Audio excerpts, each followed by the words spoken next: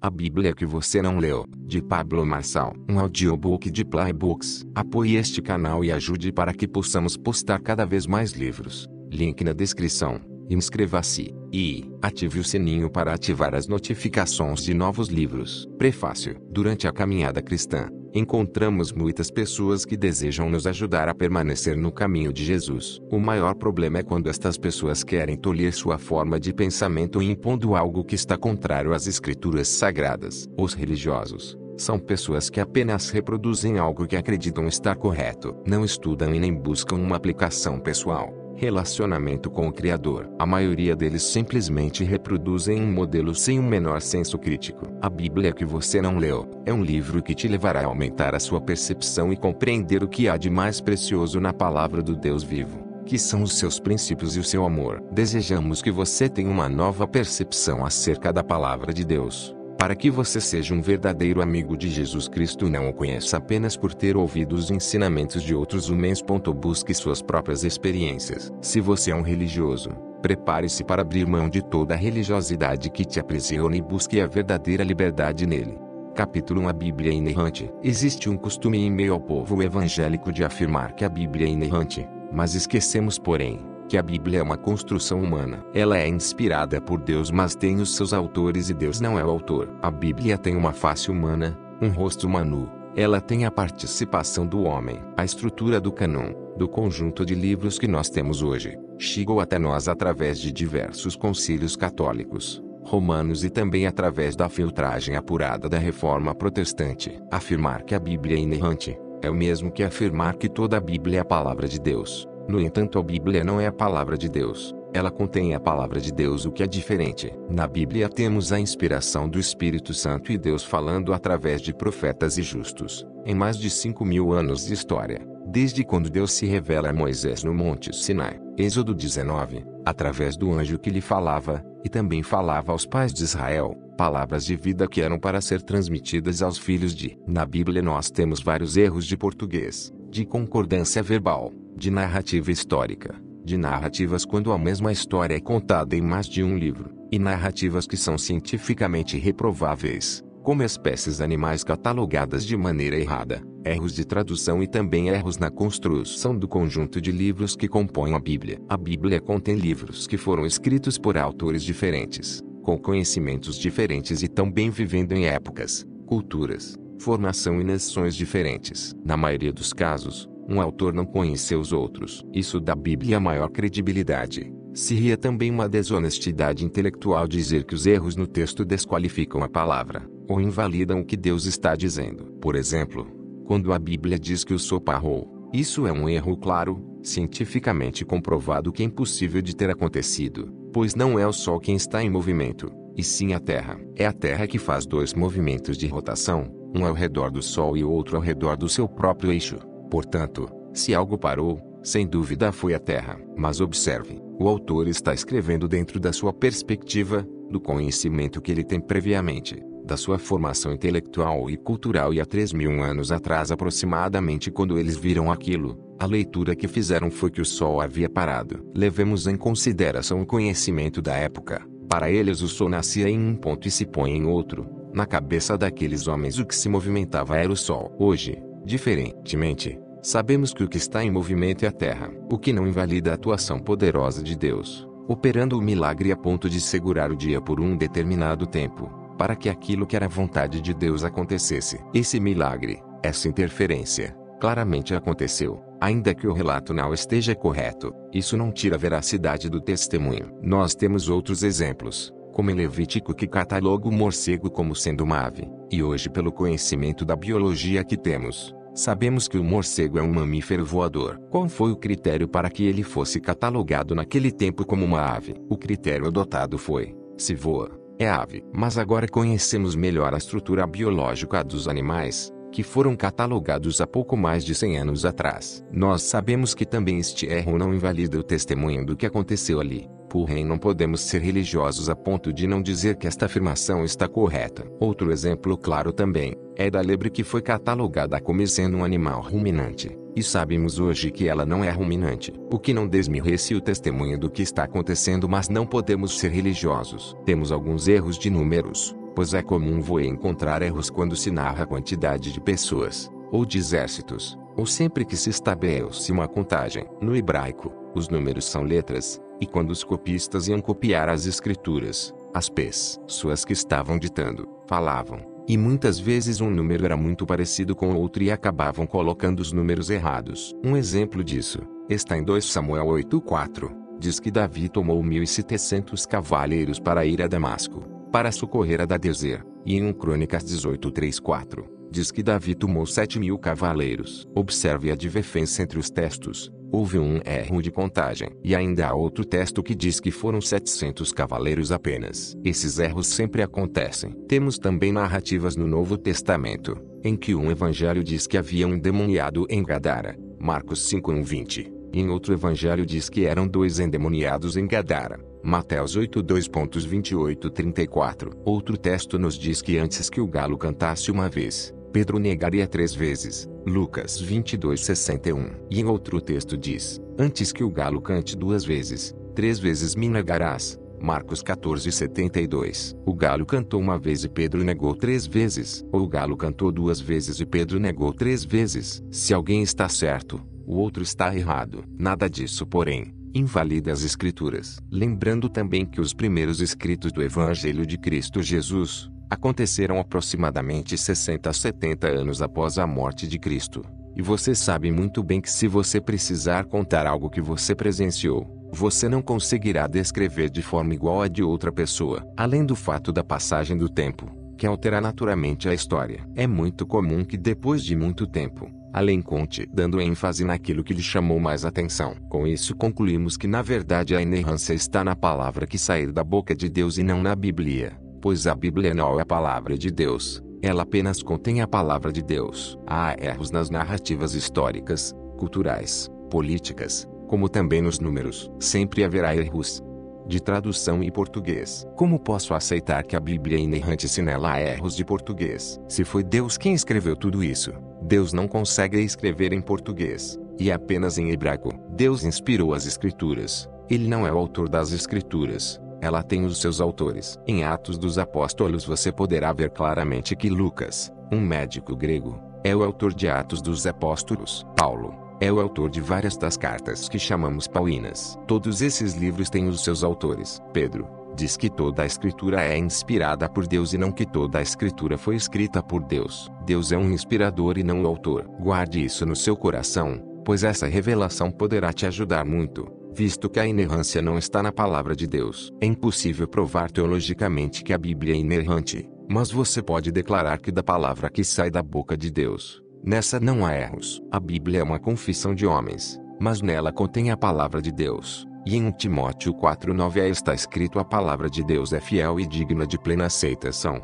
2 Timóteo 13:16 Toda a Escritura é divinamente inspirada e proveitosa para ensinar, para redarguir, para corrigir, para instruir em justiça. Capítulo 2 Os canalhas da Bíblia. Precisamos destruir os arquétipos de heróis criados sobre os personagens bíblicos. Sabemos muito bem que eles eram homens normais, comuns e sujeitos às mesmas paixões que todos nós. Também tinham as mesmas fraquezas, como relata as Escrituras Sagradas. Nós criamos o mito do herói. E qual o problema de você olhar os personagens bíblicos como se eles fossem heróis? Os heróis não erram, não falham, não têm defeitos, não morrem. E esse é o grande problema, visto que essa não é a realidade dos relatos. É claro que os homens não podem ser chamados de canalhas e sim, o seu comportamento, em algum momento, foi o comportamento de um canalha. Vamos pensar em Abraão. Poucos sabem, mas Abraão, depois vindo a ser chamado de Abraão, e Sarai vindo a ser chamada de Sara, eram tio e sobrinha. Na verdade, quando Abraão disse que não havia mentido ao faraó dizendo que Sara era sua irmã,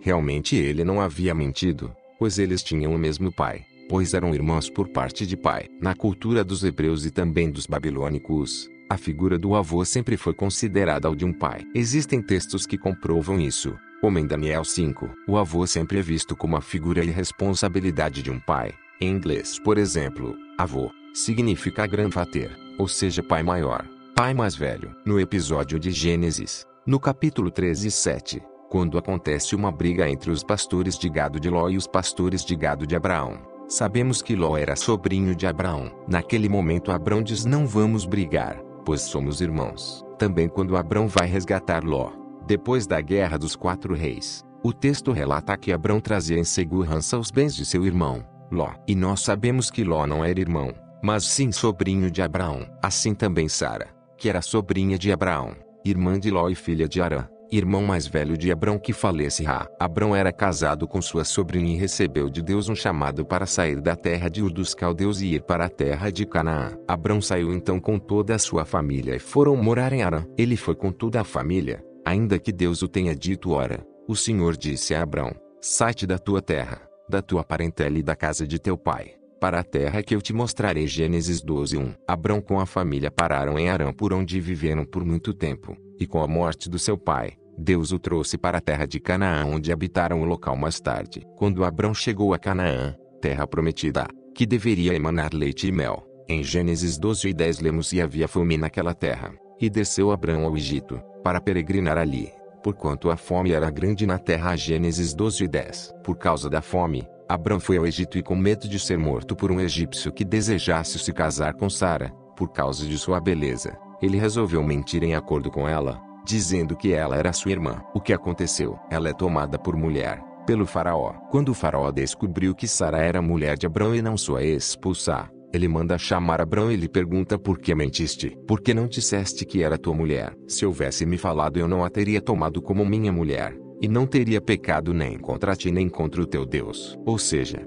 houve um adultério, houve uma relação sexual entre Sara e o faraó. Diante disto, faraó devolve Sara, e Abraão sai do Egito. Mas por amor de Sara, o faraó recompensou Abraão com muitos bens, animais, escravos, gado e inclusive a escrava Agar, uma princesa do Egito, foi dada a Abraão como parte do dote de faraó. Quando Abraão recebe Sara de volta e toda a farsa é descoberta, ao invés de Abraão devolver tudo o que havia recebido do faraó, ele vai embora tendo uma atitude canalha, levando além de Sara todos os bens que havia recebido. Então você, leitor, pense o que quiser, fale o que quiser, mas se coloque no lugar de Sara. Todas as vezes que ela olhava para os bens e para Agar, o seu pensamento era: o meu marido me vendeu. Pois se ele não quisesse vendê-la, ele teria devolvido a faraó todas as coisas que o rei do Egito havia dado a ele em troca do amor de Sara. Mas ele levou consigo o dote de Sara. Na cabeça de Sara, ela foi vendida para uma mulher. Essa situação é muito ofensiva. Lembre-se também que Deus tomou Abraão do outro lado do rio, como descrito em Josué 24:2. Então Josué disse a todo o povo: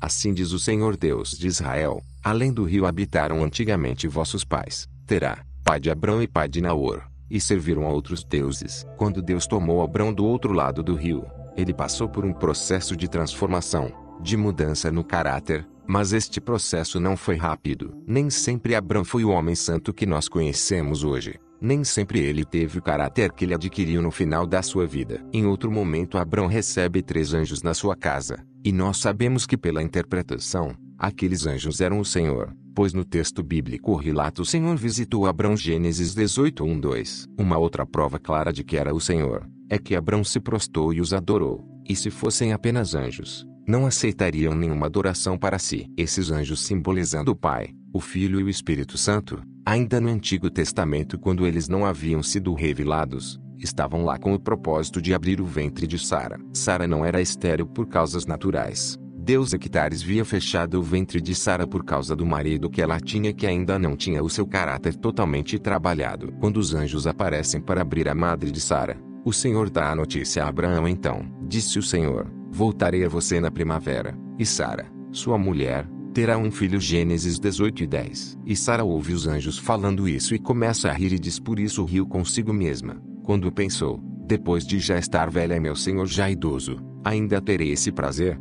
Gênesis 18:12. O Senhor ouviu os risos de Sara e disse a Abraão que quando o menino nascesse deveria chamar-se Isaque, porque Sara riu. Nesse ponto a madre de Sara está aberta. Observe que logo após este evento, Abraão tenta vender Sara a um outro rei chamado Abimeleque, contando a mesma história, dizendo que Sara é sua irmã e não sua esposa, e ela confirma isso. O rei, sabendo disso, tenta tomá-la por mulher, ainda que sua idade já estivesse avançada. Visto que Sara, segundo a Bíblia, era uma senhora de idade, mas tinha a pele de uma jovem, Abraão tenta vendê-la então ao rei. E Abimeleque, diferente do faraó do Egito, não vai ter a oportunidade de tocar nela, pois o Senhor não permite. Abimeleque se casa com Sara, mas não tem a noite de núpcias, pois o Senhor não permite, visto que o ventre de Sara já estava aberto para conceber o filho que Deus prometera a ela e a Abraão. O Senhor aparece a Abimeleque em sonhos e diz a ele que ela já possuía marido e que ele deveria devolvê-la a seu esposo, pois ele era um profeta e após entregá-la deveria pedir que Abraão orasse por ele, para que ele vivesse e não morresse. Naquela noite, nem Abimeleque, nem nenhum animal ou homem do seu reino pode cumprir com suas obrigações conjugais e matrimoniais, pois o Senhor fez com que todo macho descumprisse suas obrigações. E Deus ainda disse a Abimeleque que se ele encostasse um dedo em Sara, ele não permitiria que nenhuma mulher desse à luz no reino dele e que destruiria o seu povo. Abrão teve novamente sua mulher, e Deus levou em conta o fato dele ser profeta, mesmo estando errado em sua atitude, e ainda disse que ele deveria orar por Abimeleque para abençoá-lo. Mesmo que Abrão tenha tido novamente uma atitude de canalha pois ele era um profeta, isso mostra que a sua humanidade não impede que se manifeste o dom que o Deus colocou em sua vida, mas você precisa passar por um processo de transformação como dizem as Escrituras em Romanos 12:2. Sede transformados por reformardes a vossa mente. Poderíamos falar de inúmeros personagens bíblicos, como é o caso de Davi, que também foi um canalha, apesar de ser um rei ungido pelo Senhor. Davi mandou seus homens à guerra e ficou em seu palácio e andando e observando pelas janelas, ele viu Batseba, a mulher de Urias, um valente soldado que acreditava no comando de Davi e lutava por sua causa. E Davi comete um adultério com Batseba, a mulher de seu amigo, de seu leal soldado. E Davi, ao se deitar com ela, a engravida, e quando ele descobre isso, tenta embebedar Urias para que ele deitasse com sua esposa e por não conseguir, envia Urias para a frente do campo de batalha para a morte. Todas essas atitudes são atitudes de um canalha. Veja que Davi também precisou passar pelo processo de transformação, de tratamento do caráter e formação de uma nova natureza. Todos nós precisamos passar por este mesmo processo. Não foi diferente com Abraão, nem com Davi e não será com você. Precisamos quebrar os arquétipos de heróis compreendendo que estes homens eram homens falhos, sujeitos às mesmas paixões e fraquezas que nós. E com os erros que eles cometeram, vamos aprender que precisamos ter o nosso caráter transformado a cada dia, buscando nossa verdadeira mudança. Vamos aprender com as experiências negativas destes homens e assim não cometermos os mesmos erros. E é por este motivo que Deus não ocultou as fraquezas, debilidades e nem erros desses homens, para que a partir desses relatos possamos aprender muito. 1. E você? Quais são as suas 3 maiores debilidades? 2. Qual tarefa você pode propor para cada uma das suas debilidades a fim de realmente ser transformado? Capítulo 3. Santa Ceia. Apesar de durante muitos anos a igreja nomear esta cerimônia de Santa Ceia, este não é um nome bíblico. É somente mais um termo igrejeiro usado pela tradição e pelo costume da igreja. Quando falamos sobre ceia, conseguimos identificar 5 nomes bíblicos para esse termo na Bíblia. Na verdade, temos 4 sinóticos que falam sobre a ceia do Senhor. O primeiro é em Mateus, o segundo em Marcos, o terceiro em Lucas e o quarto está em 1 Coríntios no capítulo 11. O apóstolo João em seu evangelho, não fala acerca da ceia do Senhor, apenas relata sobre o momento em que eles comiam a Páscoa. Temos 5 nomes bíblicos para a ceia do Senhor.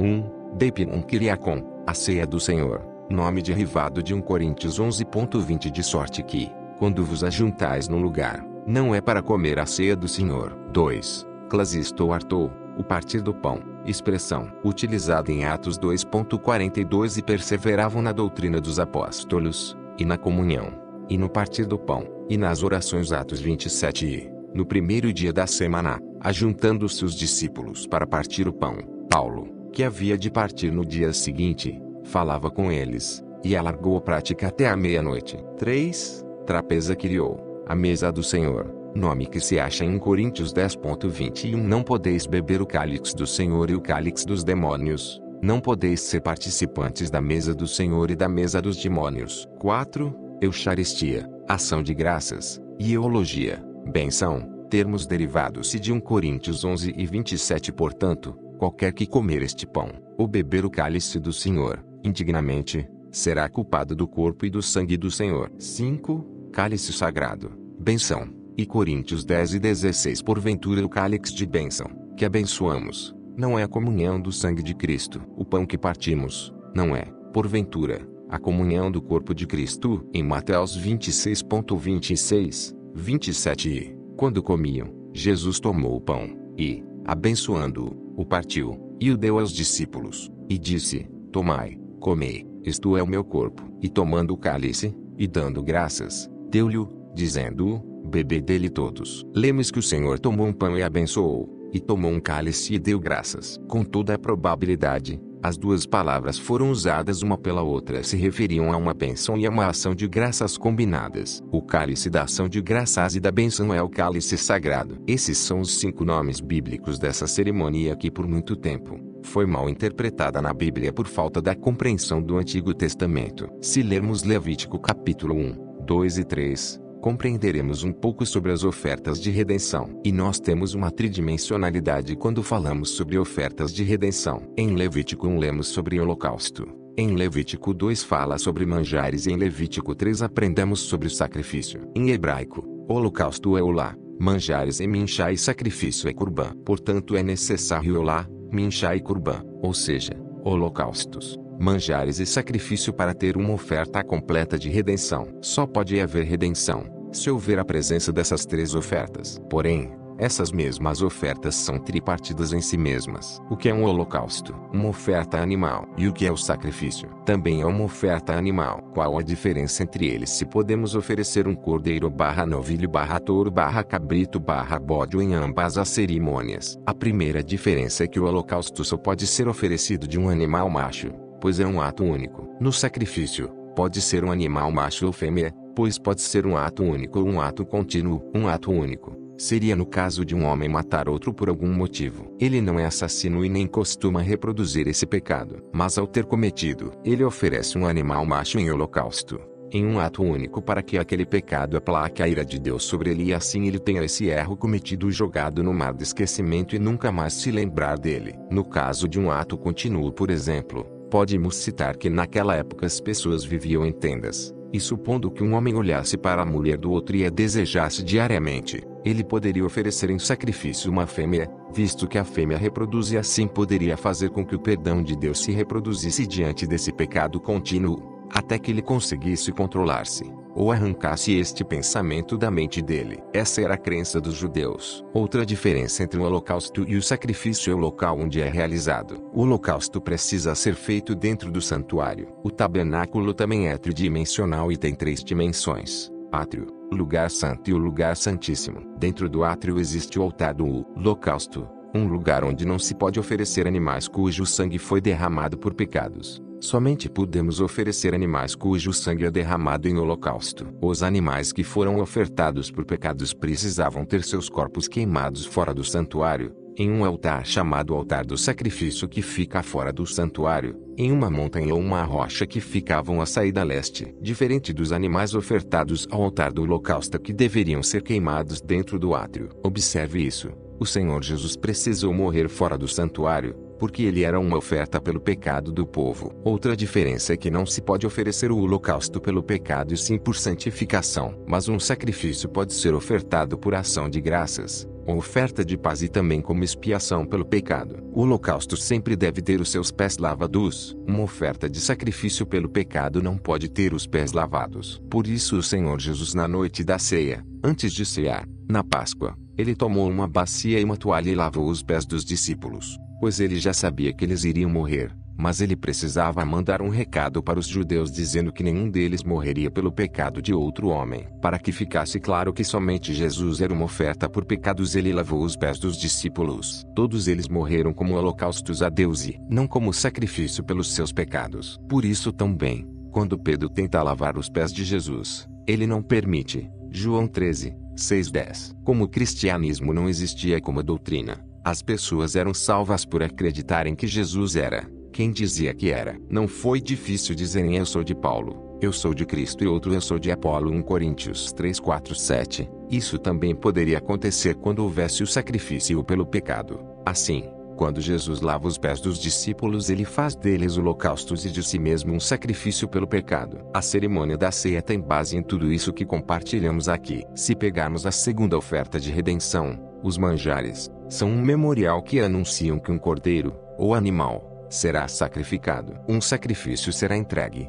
Pois não pode-se oferecer manjares onde houve holocausto, e não se pode oferecer sacrifícios onde não houve manjares. Uma oferta valida a outra. Só podemos oferecer manjares depois que os holocaustos são oferecidos, e só posso oferecer sacrifício após os manjares. A oferta de manjares é um memorial que aponta para frente, para o futuro e não para algo relativo ao passado. Ela traz a memória de que agora que ela foi entregue, um sacrifício será ofertado. Ela declara, profetiza e anuncia que um sacrifício será entregue. Por isso que quando Paulo ensina aos gentios, ele diz que Jesus ensina a partir o pão e beber do cálice. Façam isso em memória de mim, até que eu venha.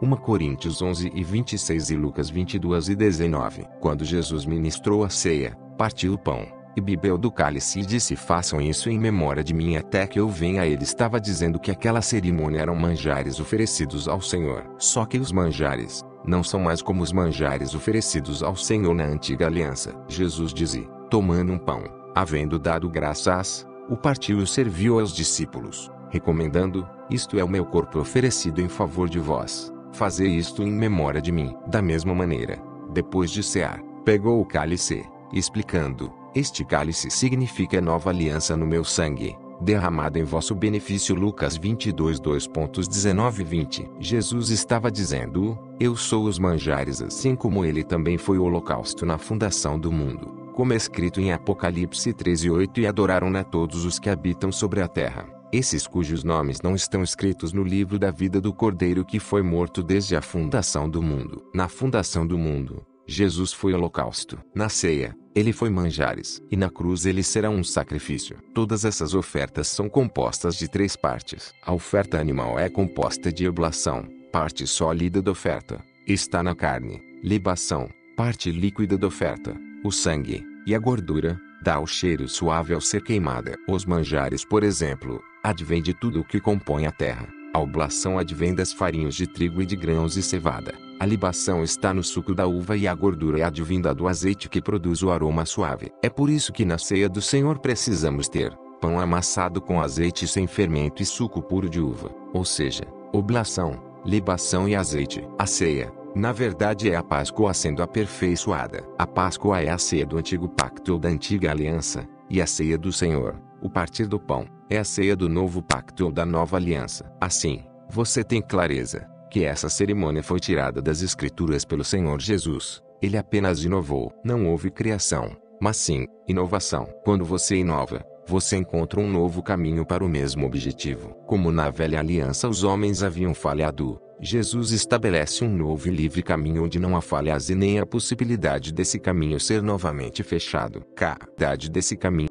Capítulo 4. Os 3 Édens. Em Gênesis 2:8, a Bíblia Sagrada diz: e plantou o Senhor Deus um jardim no Éden, da banda do Oriente, e pôs ali o homem que tinha formado. Nós vemos nesse texto, claramente, que o Éden não é o jardim, e sim que o jardim foi plantado no Éden, na direção do Oriente. Se o jardim não é o Éden, o que deveria ser este lugar? Éden não está traduzida para nós. Ela está apenas transliterada. Éden vem de Adamar, de onde vêm as palavras Edom, Adão, Eden. Adamar é a terra. Adão é o que veio da terra. Adão, Edom, vermelho como a terra, e Eden, terra fértil, terra de delícias. Então, quando a Bíblia diz Éden, está se referindo à terra antes do pecado. Antes do homem pecar, a terra era como o Éden, um lugar de delícias. Mas se voltarmos antes mesmo da formação do homem, observaremos que já existia um Éden. Em Gênesis 1, no princípio, criou Deus os céus e a terra. No verso 2, vemos: e a terra era sem forma e vazia. A terra de Gênesis verso 1 e 2, apesar de serem a mesma terra, estavam em estados completamente distintos. A terra de Gênesis 1:1 não foi criada a partir do caos. Ela foi criada a partir do nada. Ela não foi criada vazia, mas foi criada para ser habitada. Ela não foi criada nas trevas e sim na luz. Ela não foi criada no tempo e sim na eternidade. Mas a terra de Gênesis 1:2 está um caos, há trevas, é sobre a face do abismo e há um grande dilúvio. Esta terra está debaixo de um grande juízo. A terra que não foi criada vazia e sem forma, mas que foi criada para ser habitada, como diz Isaías 45:18. Era o chamado Éden de Lúcifer, o Éden mineral. No intervalo em que há entre o verso 1 e o verso 2 de Gênesis, que pode ser de milhões de anos, aconteceu algo que deixou a terra, que foi criado na luz. Aqui no verso 2 tem trevas, E não pode haver trevas onde não houve luz. Primeiro porque trevas são a retirada da luz. O verso 2 mostra que no verso 1 teve luz. Na verdade, essa terra que predominava em minerais, menos vegetais, e que recebeu nela os seres pré-adâmicos, e os homens de partidos que habitavam a terra até então. Esse Éden mineral era o Éden de Lúcifer, e foi criado na eternidade para seres eternos, para serem os guardiões de todas as coisas criadas. Lúcifer e os anjos que estavam debaixo de Usa a liderança, eram guardiões de todas as coisas que foram criadas na terra. Em Jó 38:4-7, quando Deus funda a terra, a Bíblia nos diz no verso 7: quando as estrelas da alva juntas alegremente cantavam, e todos os filhos de Deus rejubilavam. Essas estrelas da alva são anjos. Só temos uma referência à Bíblia acerca da quantidade de anjos que caíram com Lúcifer, e por tradição, ouvimos que a terça parte dos anjos do céu caíram com Lúcifer, e o texto que é referência para isto é Apocalipse 12:4: e a sua cauda levou a posse a terça parte das estrelas do céu e lançou-as sobre a terra, e o dragão parou diante da mulher que havia de dar à luz, para que, dando ela à luz, lhe tragasse o filho. Em Isaías 14:12 Lúcifer é chamado de estrela da manhã, como caíste do céu, ó estrela da manhã, filha da alva. Como foste lançado por terra, tu que debilitavas as nações, ou seja, era o líder dos anjos guardiões da terra e de todas as coisas criadas. Por isso ele é chamado de querubim, palavra que vem do hebraico quiru, que quer dizer guardião. Quando houve a rebelião do anjo, esse anjo, Lúcifer, foi levado a juízo. Toda a criação que estava debaixo do seu governo também entrou em juízo. Por isso em Gênesis 1:2, fala acerca do dilúvio e da terra coberta de trevas. Lembre-se, não pode haver um anjo das trevas que não seja primeiro um anjo da luz. Esse Éden mineral, perdido, foi restaurado para receber o homem. Quando os dias passaram a ser contados, Deus formou o homem do pó da terra e o colocou neste segundo Éden, que chamamos de Éden vegetal, onde o homem vivia em meio às árvores e entre 4 rios. Pison, onde continha ouro. Guion, rodeava a terra de Cuxi. Tigre, corre para o oriente da Síria. E Eufrates. Esses 4 rios cercavam todo o jardim do Éden, onde o homem vivia. Com o pecado do homem, também a terra cai em juízo e é amaldiçoada. Em Gênesis 3:17 lemos: e Adão disse: porquanto deste ouvidos à voz de tua mulher e comeste da árvore de que te ordenei, dizendo: não comerás dela, maldita é a terra por causa de ti. Com dor comerás dela todos os dias da tua vida. Ouvi o mesmo princípio. Quando Lúcifer caiu em juízo, todos que ele governava também caíram em juízo. Quando Adão caiu em pecado, toda a criação que estava embaixo do seu governo caiu em juízo. A terra que agora habitamos e que a princípio não produzia nem espinhos e nem abrolhos, está amaldiçoada, e tudo que está nela está preparado para o fogo. Porém Deus preparou um predestino, um destino prévio ao nosso crime. O que Jesus veio fazer foi nos dar um novo destino antes de sofrermos. Deus nos deu isso em Cristo. Por isso que todo aquele que recebe a Cristo, no mesmo momento que o recebe, muda o seu destino. E essa terra que vai ser purificada pelo fogo, depois da batalha de Gog e Magog, dará origem a um novo céu e uma nova terra, que chamamos de Éden eterno, onde não haverá mais pecado, nem erro, nem dor, nem pranto. Esse Éden eterno receberá a cidade quadrada voadora. Ao final do milênio, o fogo virá do céu e purificará esta terra, e um novo Éden será estabelecido. Um Éden eterno. Observe isso. Havia um quadrado mineral no Éden de Lúcifer. Havia os 4 rios, formando um quadrado no Éden de Adão, e agora haverá uma cidade quadrada no Éden eterno. Todo lugar santíssimo é quadrado. Se você pegar a figura do tabernáculo, ao átrio, o lugar santo e o lugar santíssimo, que é um quadrado, essa cidade é um lugar santíssimo do santuário de Deus, onde ele habitará com os homens na terra para sempre. São 3 Édens: o Éden de Lúcifer, o Éden de Adão e o Éden eterno. Observe que Lúcifer ficou apenas nos átrios desses 3 épastens. Adão, no lugar santo, e a igreja será conduzida ao lugar santíssimo, no Éden eterno. Capítulo 5. Jesus era Coach. A maioria das pessoas se enganam por terem experiências erradas com certas pessoas, e simplesmente começam a julgar assuntos que elas desconhecem. Inclusive, vale a pena lembrar que a ignorância é a distância em quilômetros que uma pessoa tem de algo que ela não conhece. Comece a vivenciar isso para ter uma vida verdadeiramente livre, onde reservas mentais não farão parte do seu cotidiano e consequentemente não te limitarão. Tente não acusar, prejudicar ou se posicionar acerca de assuntos que você não conhece. Esse é o problema desta geração opiniática. que gosta de falar de assuntos que desconhece, julgam sem conhecer. Existe uma questão tradicional em nossa sociedade de compreender as coisas de forma errada. A raiz da palavra tradição é trazer consigo. E então você acaba reproduzindo um padrão sem questionar. Isso é o que mais acontece no ambiente religioso. Repetição de padrões que você não questiona. Nesse capítulo,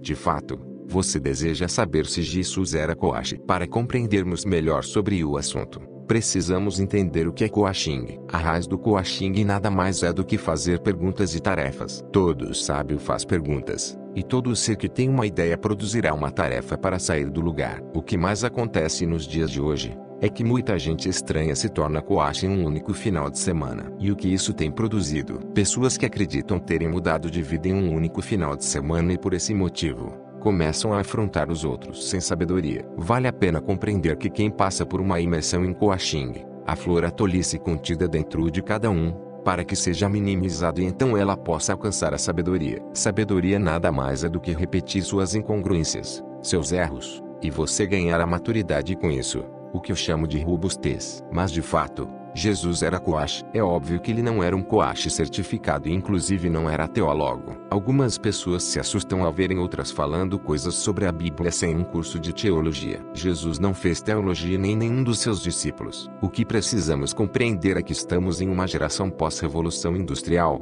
que criou a necessidade das pessoas terem um diploma. Mas Jesus era um coach, sem ter formado em nenhuma grande instituição. Mas ele sabia o princípio das perguntas e tarefas. Você não verá Jesus, em nenhuma citação das Escrituras, falando sobre determinado assunto e não se movimentando. Pois a Bíblia, a fé é irmã-se à mesa da ação. Não adianta ter fé e não se movimentar. Coaching é fazer perguntas para descobrir a tarefa para se movimentar. Jesus era coach ou não? Jesus foi o maior coach que já existiu. Afinal, todas as pessoas que chegavam até ele, antes, ele fazia uma pergunta. Qual era essa pergunta? O que queres que eu te faça? E à medida que a pessoa respondia, Jesus fazia uma tarefa, como por exemplo, cuspir no chão e jogar barro no olho do cego. E as tarefas que Jesus produzia eram diferentes para cada pessoa. Ele curou 2 cegos, em um impôs as mãos e no outro jogou barro nos olhos. O verdadeiro coach não passa a mesma tarefa para situações iguais, mesmo que as pessoas sejam diferentes. Ele passa as tarefas e ideias para cada pessoa. Deus te trata na individualidade. Você está lendo este trecho e está pensando que eu estou defendendo a bandeira do coaching,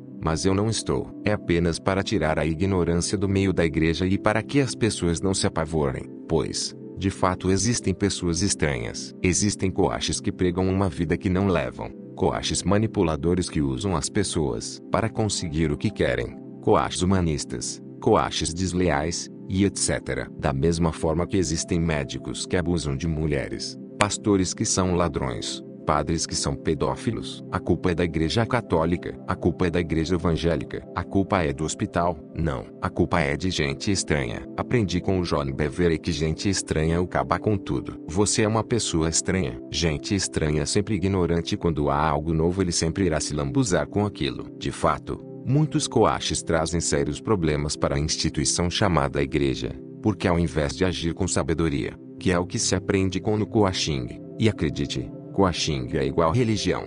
Existem várias vertentes, mas o princípio não muda. Pergunta e tarefa. Guarde isso no seu coração. Coaching não tem conteúdo. A matéria-prima para o processo é a pessoa coachei. É somente fazer perguntas para direcionar as tarefas. Para que fazer perguntas? Para descobrir o seu alvo. E quando se descobre o alvo, também encontra-se o impedimento, que servirá como matéria-prima para a produção de tarefa. Fique em paz. Se Jesus era coach, vá ler os 4 evangelhos sinóticos, Mateus, Marcos, Lucas e João, e perceba que ele não fazia nada além de perguntas. Diversas vezes perguntaram a Jesus: você é Deus?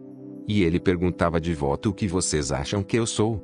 Em outra oportunidade ele perguntava: o que estão dizendo que eu sou? As pessoas sempre faziam perguntas esperando respostas. O bom coach não responde, ele apenas faz outras perguntas. Aprenda um princípio. As perguntas servem para você transferir a pressão e descobrir a intenção da pessoa. Se você não gosta de coach, não quero te convencer a gostar. Quero apenas te ajudar a não ser tão religioso ao ponto de odiar coisas que você não conhece e não se beneficiar de coisas que são suas na terra simplesmente por amar a ignorância. Existe o culto à ignorância, Falar mal de coisas que você não conhece e de pessoas que você não tem intimidade é um culto à ignorância. Você está falando contra uma parte de Deus aqui na terra. Tenha muito cuidado com isso.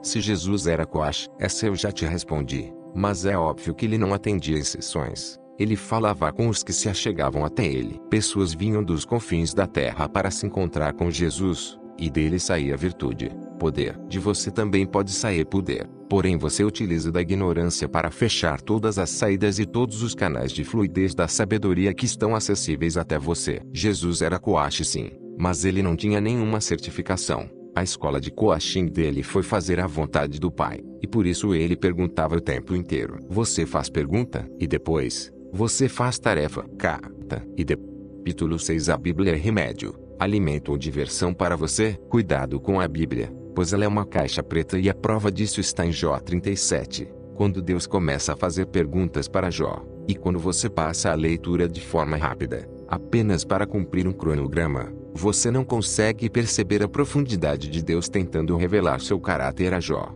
através de perguntas. Quando você lê a Bíblia, apenas por ler, você não aproveita nem como remédio, nem como alimento e nem como diversão. Essa leitura se tornará um fardo para você. Remédio. O remédio é para quem está doente. E acredite, a maior parte das pessoas estão depressivas, ansiosas e muito doentes. Ansiedade. Só de ouvir uma palavra de Jesus por nada estejais ansiosos, mas em tudo, pela oração e súplica com ação de graças, sejam as vossas petições conhecidas diante de Deus. Filipenses 4:6. Não andar ansioso com coisa alguma é um remédio para este século. Depressão. Irmãos, não julgo que o haja alcançado, mas uma coisa faço, e é que, esquecendo-me das coisas que atrás ficam e avançando para as coisas que estão diante de mim, prossigo para o alvo, pelo prêmio da soberana vocação de Deus em Cristo Jesus. Filipenses 3:2.13 e 14. É um remédio para a depressão. Então, para quem está doente, há o remédio. Cura. Se você precisa de uma cura, em Isaías 53:4-6, certamente ele tem carregado nossas tristezas e livrado nossas dores. Contudo,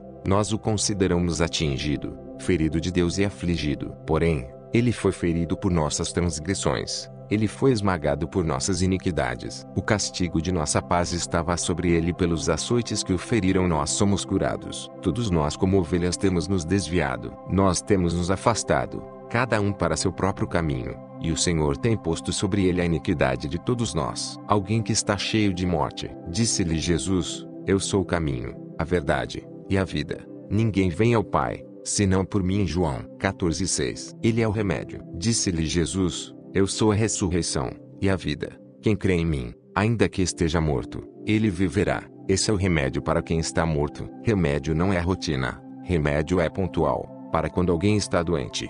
Olhe para a Bíblia porque ela é uma farmácia. Alimento. A Bíblia é um alimento para quem não está doente. Interessante que uma pessoa quando está doente, ela não quer se alimentar. E como ela não quer se alimentar, não adianta tentar dar comida para o doente. Ele precisa primeiro do remédio. O alimento é na fase que você já passou pelo tratamento. A Bíblia é um maná que cai do céu, o pão vivo que desceu do céu. Por que chama pão vivo? Porque em todas as culturas tem pão, e o pão é o alimento mais barato que existe na terra. Então Jesus é acessível a todas as pessoas. Então ele é o nosso alimento. Orai, pois, da seguinte maneira: Pai nosso que estás no céu, santificado seja o teu nome. Venha o teu reino. Seja feita a tua vontade na terra, como é no céu. O pão nosso de cada dia dá-nos hoje. Ele é alimento, um alimento diário. Você tem se alimentado desse pão? Ele também é um banquete. Após se alimentar do pão, do básico, da sua comunhão, da sua experiência diária, existe um banquete,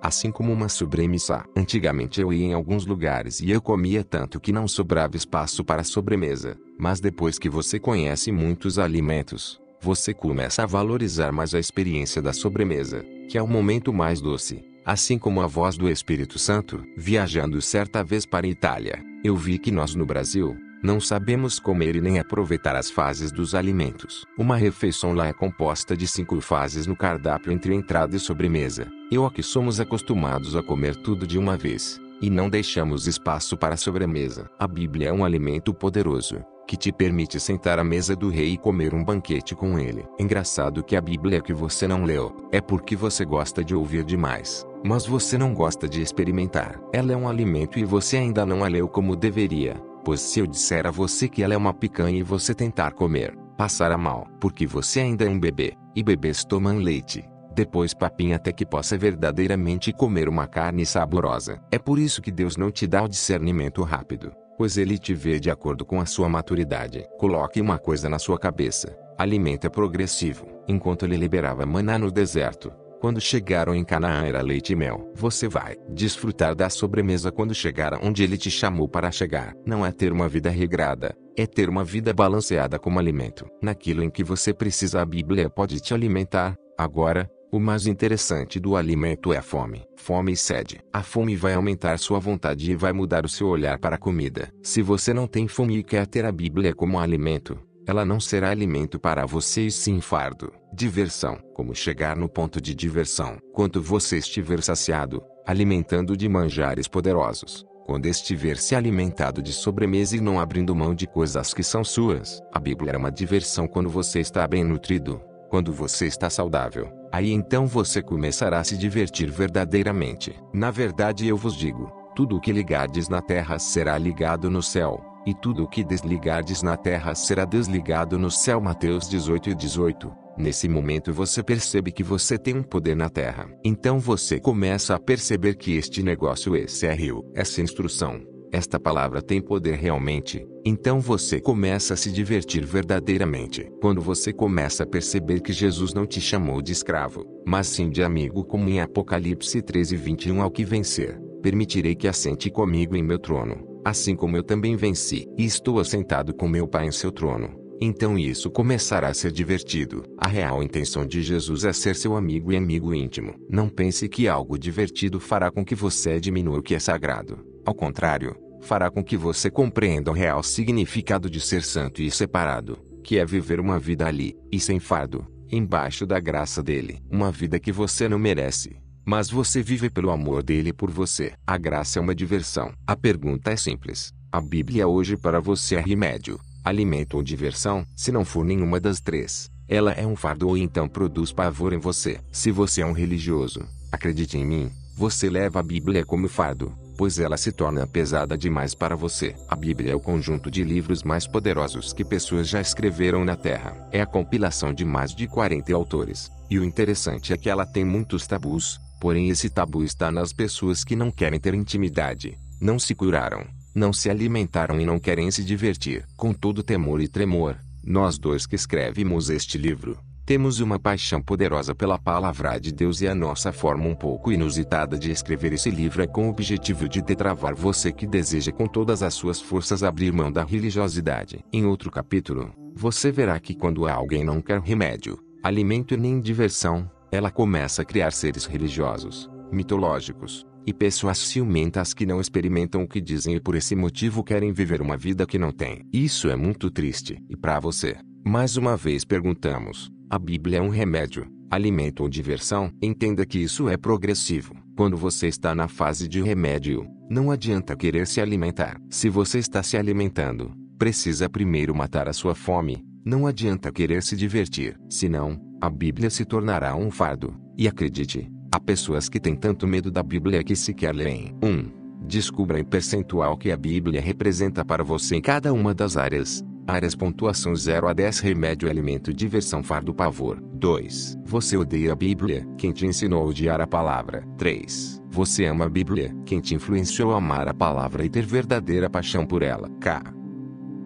Capítulo 7. Porque o nome mais poderoso do mundo não funciona na sua boca. Abra o seu coração, tome o seu Dramin, para você ler essa página, pois muitas pessoas, ao me ouvirem em palestras ou ao lerem sobre esse assunto pela primeira vez, fica com muita raiva. E essa raiva aponta para o seu vitimismo, e é por isso que estou te avisando antes. O Dramin é um remédio que ajuda contra o enjoo/náusea. Então, de acordo com o seu nível de religiosidade, você precisará tomar muito ou pouco Dramin, para não enjoar durante a leitura. Pode acreditar, no começo será difícil engolir o que está escrito aqui, por isso preciso da sua máxima atenção. O nome mais poderoso do mundo é o nome dele. O nome de Jesus é o nome do que dele, por ele e para ele são feitas todas as coisas. Ele é o nome que tem mais poder. Ele é o Verbo vivo, encarnado, que desceu na terra. Porque o nome de Jesus sendo o nome mais poderoso da terra quando falado na sua boca não funciona? Responda a essa pergunta. O problema está no nome dele ou na sua crença? Vamos lá.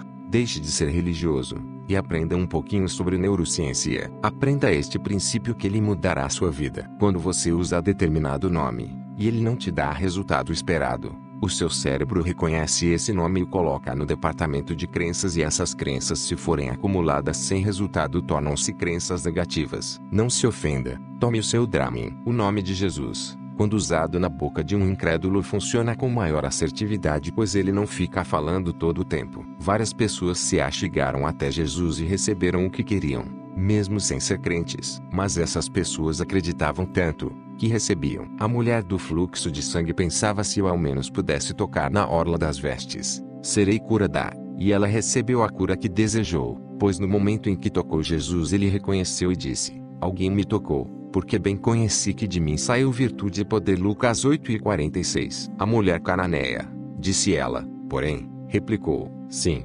Senhor, mas até os cães de estimação comem das migalhas que caem das mesas de seus donos. Mateus 15:27. Jesus, diante de tamanha fé, só conseguiu dizer: ó, com acento grave H, mulher, grande é a sua fé, seja feito a ti conforme queres. Mateus 15:28. O centurião de Cafarnaum, em Mateus 8:8, diz a Jesus: Senhor, não sou digno de que entres em minha casa, porém dizes somente uma palavra, e meu criado há de sarar. Ao ouvir isso, Jesus imediatamente respondeu: em verdade vos afirmo que nem mesmo em Israel achei tamanha fé. Vai-te como creste, assim te seja feito. Mateus 8:2.10-13. Todas essas pessoas não eram crentes, mas utilizaram do nome mais poderoso da terra no tempo oportuno. A sua crença determina o seu resultado. Os religiosos passam anos servindo e pedindo, mas como eles não acreditam, o nome perde a eficácia cerebral. Longe de dizer que o nome de Jesus não funciona, afinal é o nome mais poderoso do mundo.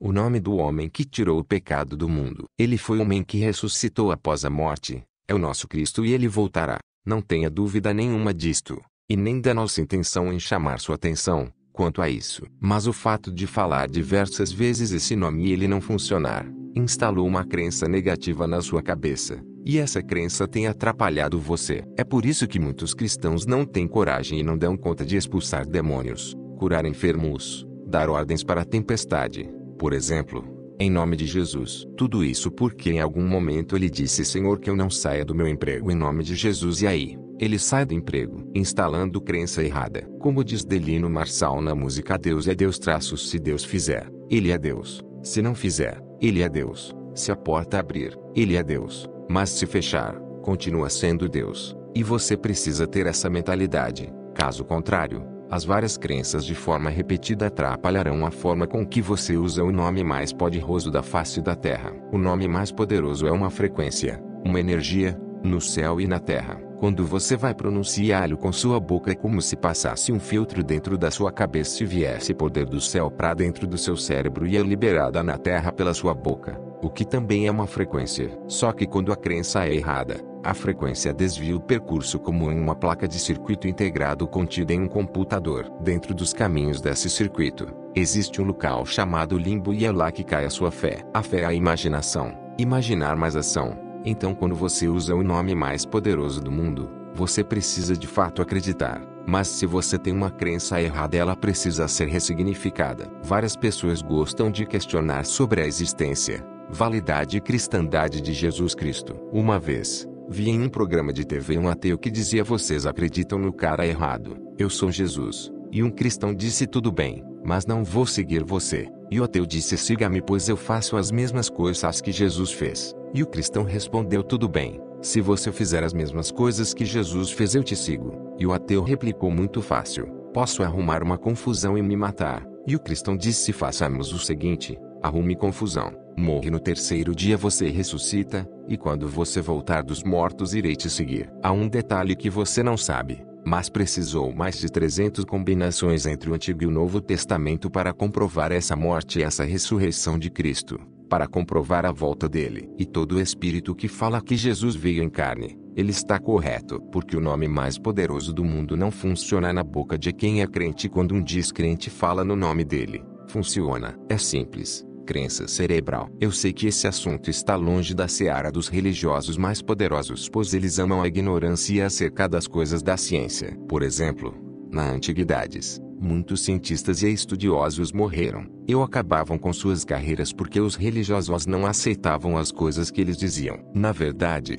os religiosos são assim até hoje. Quando você não se enquadra no padrão que eles pregam, eles te acusarão de coisas que eles gostariam de estar fazendo. É assim também no marxismo. Existe uma tática de acusar as pessoas daquilo que você é. Assim, nunca saberão que é você quem faz. Esse nome funciona na sua boca. Se você não sabe, faça o teste nas próximas 10x que você falar o nome de Jesus. Não é falar pouco, ou falar muito, mas canalizar essa frequência que é sua, pois está dentro de você. Te desafio a próxima vez em que você for expulsar um demônio, não impor as mãos e nem falar "sai em nome de Jesus". Apenas peça que ele olhe dentro dos seus olhos e assim, ele verá o mestre dentro de você. Eu te desafio a expulsar demônios assim, para que você compreenda o que é autoridade. Se o mestre escolheu ficar dentro de você, esse nome é poderoso. Ele plantou um jardim dentro de você, e essa crença será ressignificada. Como ressignificar a crença acerca do nome de Jesus? Simples. Esqueça as coisas que para trás ficarão e prossiga para o alvo.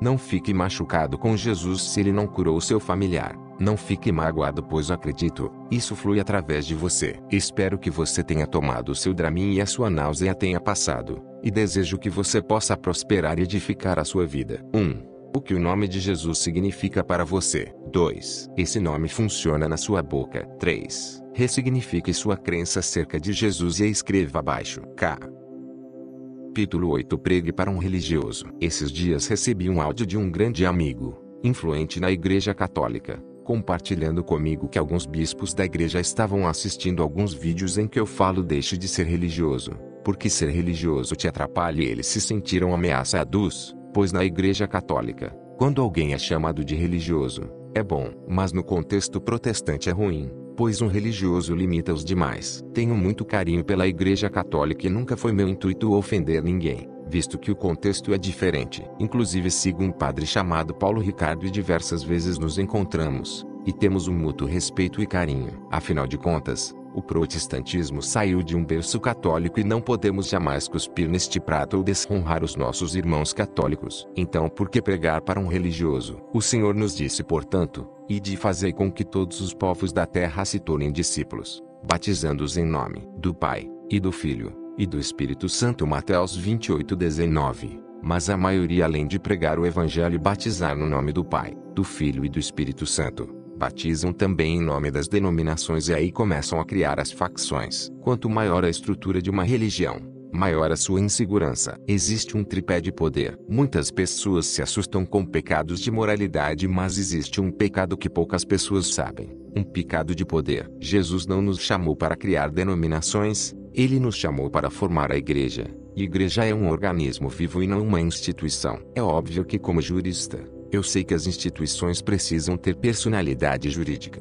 ser constituída e ter todas as demais coisas. Não somos contra isso. Só que as estruturas começam a ficar muito pesadas. Para você ter uma ideia, hoje no Brasil, 40% do que se arrecada é gasto com infraestrutura e estrutura. Isto é muito pesado, pois acaba gerando um ciúme dentro do sistema. Um ciúme pelo entendimento da palavra, onde as pessoas começam a se dividir acreditando que somente meu entendimento é o correto. Acredite, a cada 10 religiões, 9 utilizam o princípio da gloriosa igreja que dizem só aqui você será salvo. Cuidado com os religiosos. Religiosos não merecem honra. Eles são inseguros. São homens que começam a olhar para o próprio umbigo, começam a tematizar a Bíblia, e a pregar a mesma pregação todo o tempo para justificar a visão que eles têm. Começam a distorcer a palavra. A Bíblia não é tematizar. Em outro capítulo você viu que ela é remédio, alimento ou diversão. A Bíblia é uma construção. Ela tem uma face humana de toda a história da humanidade, da queda e pouca coisa mencionada no pós-queda. É um livro que nos dá instrução de como vencer a vida, de como trazer o reino dos céus aqui na terra. Então,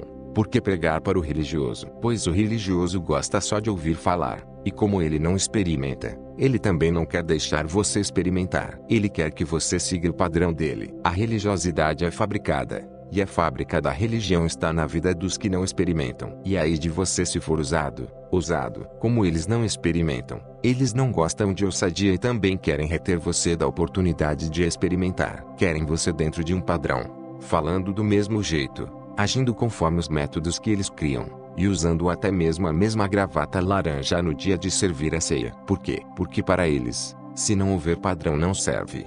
Cuidado com a expressão você está fora do padrão. Enquanto executivo de uma multinacional com mais de 200 mil funcionários, eu aprendi que padrão é bom e não acuso igrejas de terem os seus padrões. Acredito que toda instituição, empresa, casa, família, precisam de ter padrões. Só que padrões não são o limite. Eles precisam ser o piso e não o teto. Guarde isso no seu coração. Quando o padrão for um teto para te limitar em seu crescimento, seja ele qual for, você está rasgando Gálatas 5:1 da sua Bíblia, que diz foi para a liberdade que Cristo nos libertou. E o que mais tem no meio religioso é padronagem para limitar o corpo. A diferença do corpo de Cristo para um corpo humano é que o corpo humano chega em um ápice e começa a cair. O ápice do corpo humano é aos 33 anos de idade, quando todo atleta de alta performance começa a perder rendimento. Engraçado, não é? Jesus morreu exatamente aos 33 anos de idade. Ele foi tão perfeito em seus caminhos que quando ele chegou ao ápice do seu corpo humano, ele foi crucificado e morreu. Por que pregar para um religioso? Porque eles estão atrapalhando o crescimento do corpo. O corpo humano cresce até o ápice e depois diminui. O corpo de Cristo é diferente. Ele cresce e rompe em crescimento. A brasa fora do braseiro se apaga. Provérbios 26:20. Eu sei que você concorda com isso e nós não podemos andar afastados uns dos outros. Foi assim que o nosso mestre nos ensinou a viver uma vida de igreja e a investir nossa vida como sacrifício vivo e agradável naquilo que ele nos chamou. Só que existe um fato que você nunca percebeu, que se a brasa fora do braseiro apaga, precisamos colocar brasas novas. Só que as brasas estão em cinzas. Religiosos são cinzas, e as cinzas apagam as brasas novas. Se você entende de churrasco, você sabe que ao colocar carvões novos em um lugar onde há muitas cinzas, as cinzas apagam o carvão. Então o religioso quer apagar o crescimento da igreja. Para você ter uma ideia, se nós, os cristãos que representamos na Terra 2,2 bilhões de pessoas, vivêssemos plenamente o Evangelho e transbordássemos naquilo que ele nos chamou, uma semana seria muito para chacoalhar a terra e Jesus voltar. O problema são os religiosos. Certa vez, em uma pesquisa disseram o problema do mundo são as armas, as drogas. Sabe qual é o problema do mundo? Religião. Em Tiago 1:27 está escrito: a religião, pura e imaculada diante de Deus e Pai, é esta: visitar os órfãos e as viúvas nas suas tribulações, e manter-se sem manchas do mundo. Mas além de compreender sobre a verdadeira religião, você precisa saber que os religiosos precisam receber uma pregação dos verdadeiramente livres, dos que não se submetem a esse engessamento do corpo. O corpo de Cristo está em plano crescimento. E os religiosos não podem parar, pois eles querem parametrizar de acordo com seus traumas, suas inseguranças financeiras, as suas tematizações, seu pouco conhecimento e seu excesso clerical. A igreja não é clericalismo. A igreja é uma casa onde famílias se encontram e não onde o poder é estabelecido na terra. Entende? O poder são as pessoas, pois todos são sacerdotes. E por que pregaremos aos religiosos depois de hoje? Porque existe uma nova onda, a que Cristo chamou na última hora. Uma onda de pessoas que são livres e que não querem trazer pessoas para dentro de uma forma, mas que valorizam levar uma vida para fora dos prédios, porque a igreja não tem quatro paredes. Igreja tem duas pernas. Eu e você somos igreja. Nós somos igreja. Desista da ideia de tentar de alguma forma fazer com que as pessoas entrem em uma caixa. As pessoas não entrarão, pois a igreja nunca foi um prédio. Os religiosos têm mania de chamar a estrutura física ou auditório de igreja, mas igreja são as pessoas. O religioso tem mania de chamar o palco de altar, mas o altar na Bíblia é para sacrifício de animais. E o engraçado é que não existe sacrifício, mas em alguns palcos existem muitos animais. O religioso insiste em usar coisas atemporais sem aplicabilidade nos dias de hoje, sendo que eram para momentos que já passaram. O religioso peca de todas as formas. Quando ele vê alguma forma, ele pega a própria Bíblia, a condissonância cognitiva, para tentar convencer alguém com um texto, e outro que não tem ousadia e nem sabe fazer perguntas como Jesus fazia. Acredita, quando alguém quer sair de alguma igreja, o religioso usa João 10 para justificar que o outro é um lobo. Certa vez tive um problema com um pastor que me chamou de Lúcifer, Saul e de várias outras coisas. e me expôs diante de outras pessoas, e aquilo foi um grande aprendizado. Nesta ocasião eu perguntei a Deus por que aqueles que eu amo e amo de todo o meu coração me perseguem. E ele me respondeu: como você vai falar de religiosidade se eles não te perseguirem? Naquela hora eu entendi que algo haveria de acontecer e eu alegraria meu coração por aquela perseguição. Entenda algo: o religioso ele precisa pregar, e a maior pregação não é com a boca, é com o seu comportamento. O religioso comove muita gente, mas um convencimento se dá por pessoas verdadeiramente livres. Os livres convencem por meio dos seus resultados, mas os religiosos não têm resultados. Como pregar para um religioso? Não abra a boca, se movimente, tenha resultado e viva por princípios na terra. 1. As pessoas que estão ao seu redor são religiosas. 2. Com sabedoria, você irá tratar isso de qual forma? Qual ação você pode produzir hoje? 3. Qual comportamento você precisa mudar para abandonar a religiosidade?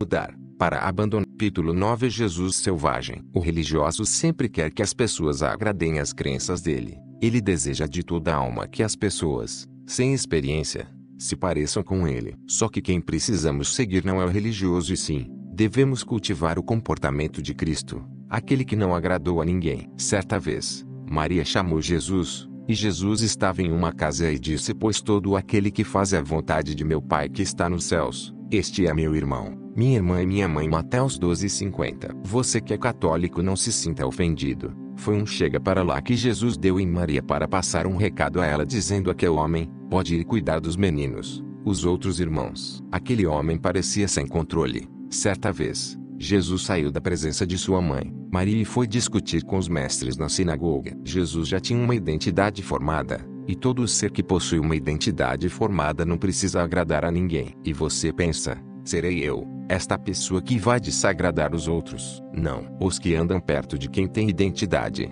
respeitam as pessoas. Como são poucas pessoas que têm identidade estabelecida e consolidada, poucas são respeitadas. As demais são afrontadas, violadas. Elas precisam absorver emocionalmente a ditadura dos outros, precisam arcar com fardos emocionais que outras pessoas não conseguem suportar. Então, quem consegue liderar a si mesmo, não deixa que seu corpo torne-se um lombo de cavalo para os outros montarem. Afinal, você sabe por que pessoas montam a cavalo? Porque existem cavalos. A pergunta é: você é o cavalo de alguém? Saiba que no terreiro de Macumba, a expressão cavalo aponta para um corpo que não tem domínio sobre si. Então qualquer espírito não terá poder de manifestação na terra, se não houver um corpo para ser montado. Aprenda definitivamente que só corpo, matéria, é que tem poder na terra. Então, como você não usa o seu para obedecer o que sua alma e o seu espírito aponta, outras pessoas vão usar você como cavalo. Porque Jesus era selvagem. Porque ao mesmo tempo em que ele era doce, ele também entrava no átrio do templo e via cambistas vendendo coisas na casa do Pai. E ele poderia chegar com a doçura celestial e dizer: ei amigos, beleza? Assim como está escrito na palavra de meu Pai, o zelo pela minha casa me consome. Por favor, se retirem. Mas não foi assim. Jesus naquele momento quebrou tudo, destruiu todas as barracas. E aquele Jesus era selvagem. Para você que é religioso e ficou preocupado com, lá vem outro capítulo maluco, que Jesus é aquele manso e humilde, e quebrando as coisas dos outros, dando prejuízo para as pessoas. Que Jesus é aquele que ao expulsar um demônio, o próprio demônio pede para entrar em uma manada de porcos, Marcos 5, e Jesus atende. Jesus era um quebrador de regras, mas ele não quebrava nenhum princípio. Ele veio para restaurar os princípios, e para isso é necessário quebrar as regras, pois religiosos cercam princípios com regras pessoais e com crenças para distanciar você daquilo que é seu. Os princípios são seus aqui na terra, e não são de religião nenhuma. Esse Jesus selvagem, quando conversava com fariseus e homens legalistas, ele ficava muito bravo. Era curto e direto, muito pior do que o Bolsonaro antes do período eleitoral. Não sei se você se lembra, mas existia até algumas brincadeiras associando o nome do Bolsonaro à marca Tramontina Corte Rápido. Bolsonaro sempre foi muito direto, mas ele era assim com quem lhe perguntava as coisas com nobreza. Não, ele era assim com marxistas que queriam usar as palavras dele contra ele. Não estou dizendo que Jesus era o Bolsonaro, estou dizendo que Jesus, assim como o Bolsonaro, não queria agradar ninguém. Engraçado. O Bolsonaro, sem agradar ninguém, ganhou a presidência do Brasil de forma milagrosa. Acredito que foi Deus também, Mas uma pessoa quando se posiciona passa a ter domínio sobre a terra. Quando Jesus está com os discípulos, e Pedro ousa falar que ele não vai morrer, Mateus 16, Jesus selvagem diz para Pedro, aquele a quem ele chama de rocha, igreja, e diz, para trás de mim, Satanás. Mateus 16 e 23. Como um homem manso e humilde não apareceu nesse momento. Você está confundindo tudo, por não ter compreensão das Escrituras. Diversos assuntos que estão sendo abordados neste livro você está vendo pela primeira vez, pois nunca foram temas de pregação na sua igreja. E isso deixa você encabulado. O que é necessário é que nós todos pesquisemos nas Escrituras e nos alimentemos dela. Não há problema em ouvir pregações, mas elas não podem substituir a leitura da palavra. Eu sei que o religioso pode me odiar por causa deste livro, mas ele sempre concordará que o correto são as Escrituras. O problema é que ao ler as Escrituras você sairá debaixo do comando emocional que o religioso tem sobre você. Você vai sair do cabresto que te é imposto e será livre, como em Gálatas 5 diz. Verdadeiramente sois livres. Esse Jesus selvagem, quando foi colocado em uma situação de exposição, era só pedir perdão e voltar atrás do que ele estava ensinando e ele não seria morto. Mas perguntaram para ele, você é rei dos judeus?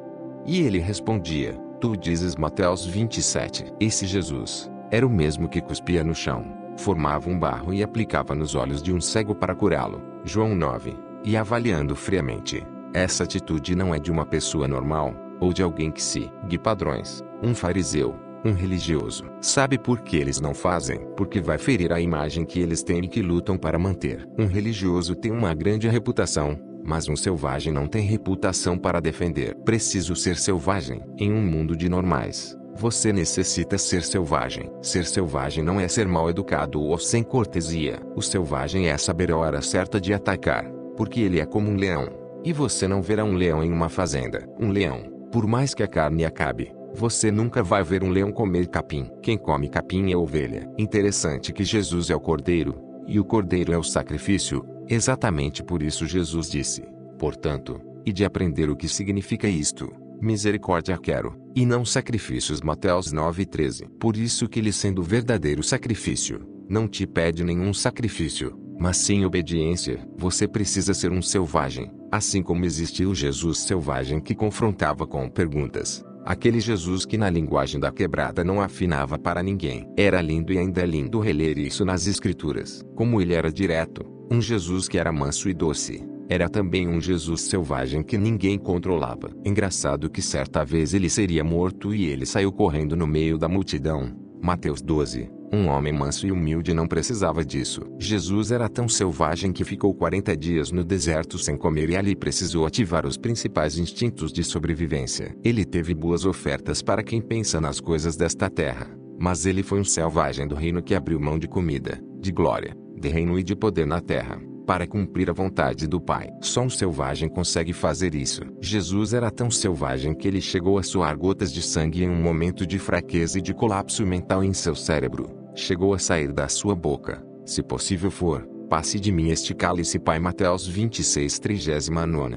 Mas a sua mente de vencedor falou mais alto e ele completou contudo, não seja como eu quero, mas seja feita a sua vontade. Mateus 26, 39b. Sim, Jesus era um selvagem, mas ele também era um nobre do reino, e quando ele viu o reino, e ele sabia de onde vinha e para onde iria, nada compensava mais na terra do que salvar a sua vida. Caro leitor, aprenda algo, pare de viver a síndrome do cordeiro. Ele já pagou. Abrão tentou pagar a oferta, mas Deus proveu o cordeiro. Gênesis 22. Adão tentou vestir as vestes para se esconder da nudez, mas Deus proveu o cordeiro. Gênesis 3. Cuidado com o cordeiro, ele já foi ofertado e você não precisa mais se ofertar. Você precisa obedecer aquilo para o qual ele te chamou. Seja um leão no seu casamento, seja um leão nas finanças, seja um leão com religiosos, seja um leão com todos aqueles que tiram você da rota do reino, com todos os que tiram você da intimidade com o Mestre. Sei que é difícil para você engolir este livro,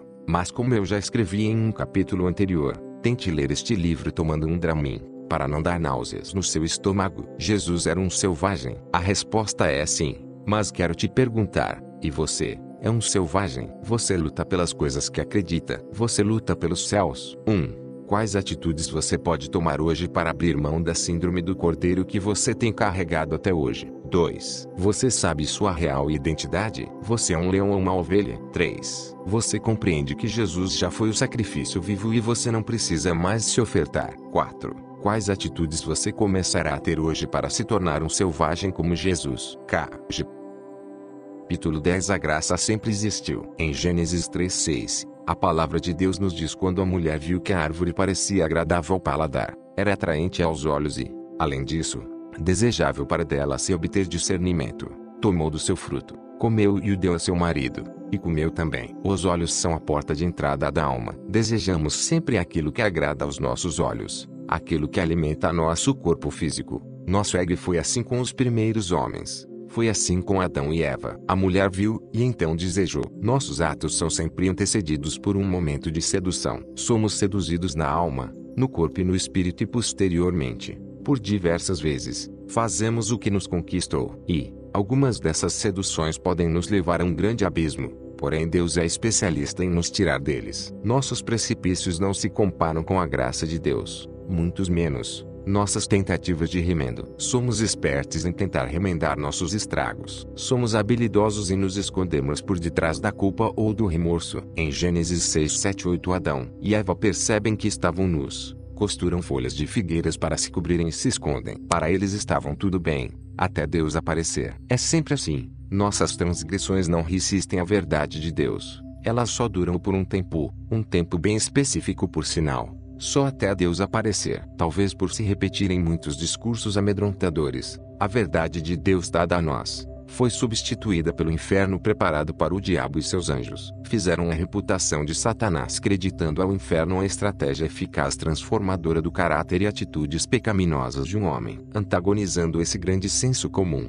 parafraseio de maneira muito sucinta o que as Santas Escrituras nos mostram claramente: o medo do inferno não fará o homem deixar de pecar. O que garante a seriedade, retidão, decência, determinação e transformação de um homem, nada menos é do que o encontro dele com Deus e sua verdade. Me recordo que na infância, ainda menino, sendo criado por um tio extremamente tradicional, glória a Deus, pela vida dele que apenas repassou o que aprendeu, ouvia sempre ele dizer que crente não podia participar de festas juninas e outras festas seculares. Logo, eu era proibido de ir. Certo dia, cheio de curiosidade, não aguentei. Esperei todo mundo dormir, pulei a janela, pulei o muro de casa e fui para uma festinha junina que estava acontecendo na escolar. Chegando lá, a sedução foi grande demais. Dancei quadrilha, pulei fogueira, tomei quentão, comi canjica, paquerei as meninas e voltei para casa por volta das 2 horas da manhã. Eu nunca havia chegado tão tarde em casa. Pulei o muro e a janela novamente e fui dormir. Era um dia de sábado. No outro dia, às 9 horas da manhã, o que é que tinha? Adivinhe, culto na igreja. No caminho para a igreja fiquei pensativo, indagando comigo mesmo: meu Deus, o que será que irá acontecer comigo quando a tua unção descer naquele lugar? Vou ser fulminado no mínimo. Mas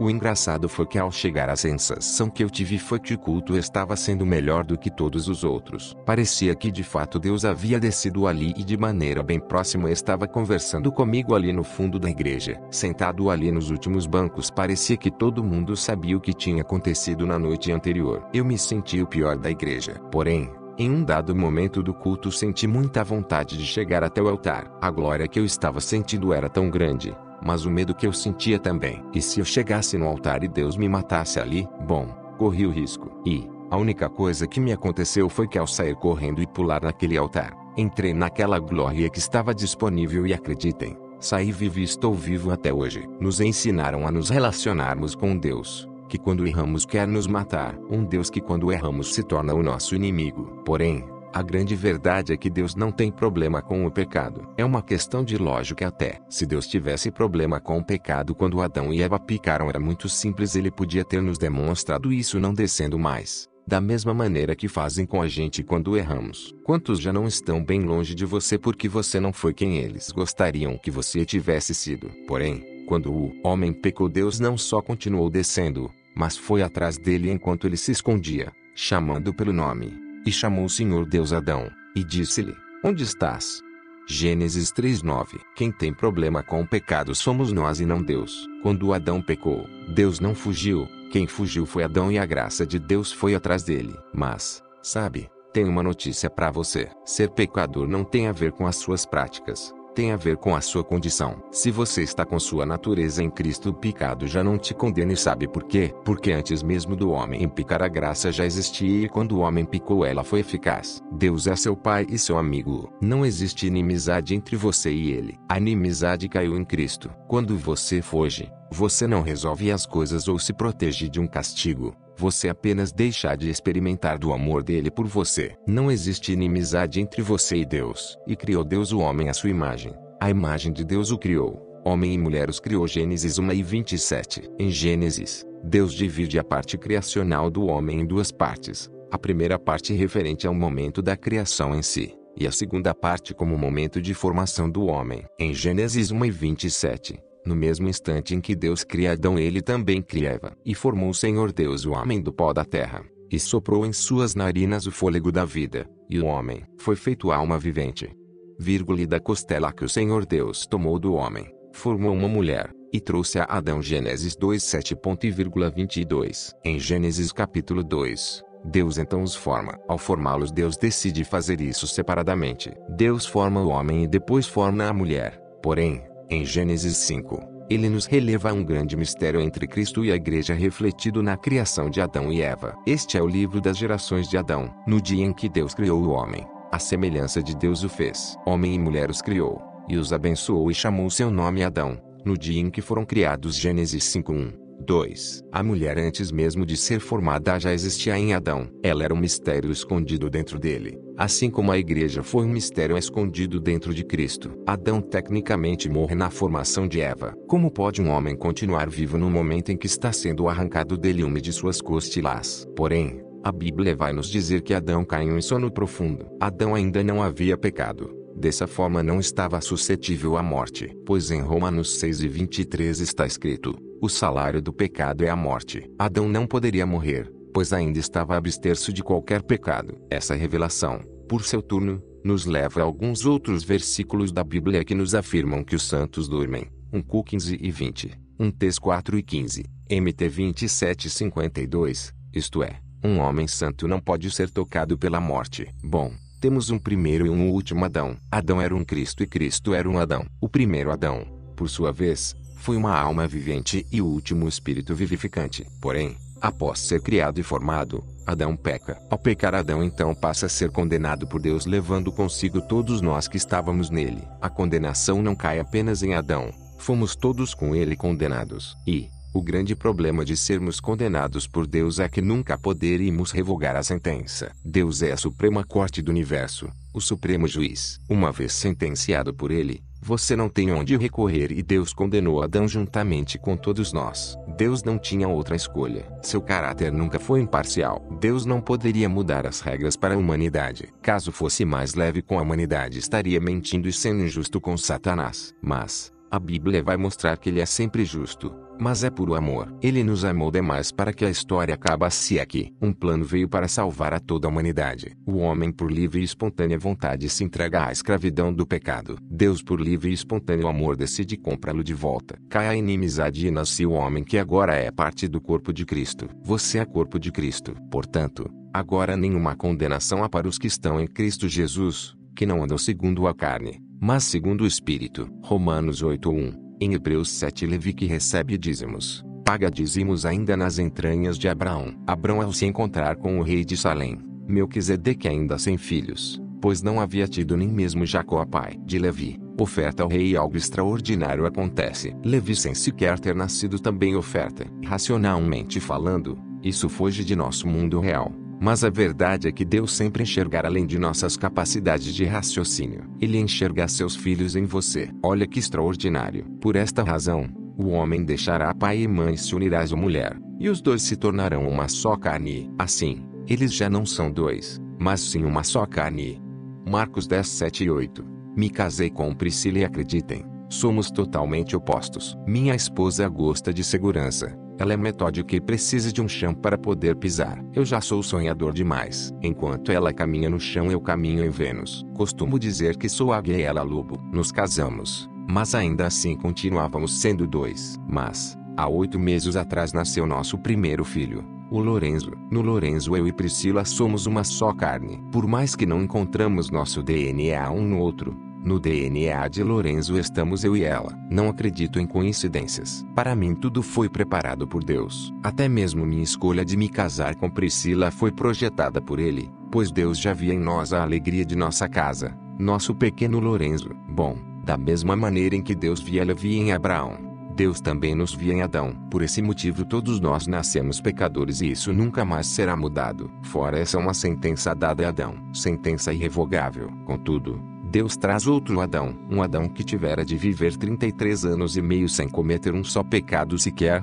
a fim de ser justificado pela lei de Moisés. Lei na qual Moisés criara em sua aliança com Deus a partir de uma possibilidade real. Um homem seria capaz de cumpri-la, vencendo-a. Esse homem seria justificado por ela. Jesus Cristo veio para cumpri-la e cumpriu. Jesus nunca pecou. Mesmo não pecando, a morte atacou Jesus e foi nesse dia o dia em que fora destronado o império da morte. A morte matou um inocente sem autorização. Ela não tinha direito legal para isso. Afinal, a morte só poderia matar pecadores e Jesus foi inocente, o mais santo possível. E a maior prova que temos de que ele realmente foi inocente, foi que ele ressuscitou. A morte não pôde contê-lo. Nisso está firmada a nossa fé. Cresci ouvindo as pessoas falarem que eu precisava crer no Filho de Deus para ser salvo. Mas aprendi que precisamos mais do que isso. Para que sejamos salvos precisamos confessar com nossa boca e crer com o coração que Deus ressuscitou Jesus dentre os mortos. Pois, se ele de fato não tiver ressuscitado, vã é a nossa fé. Porém, se ele de fato ressuscitou,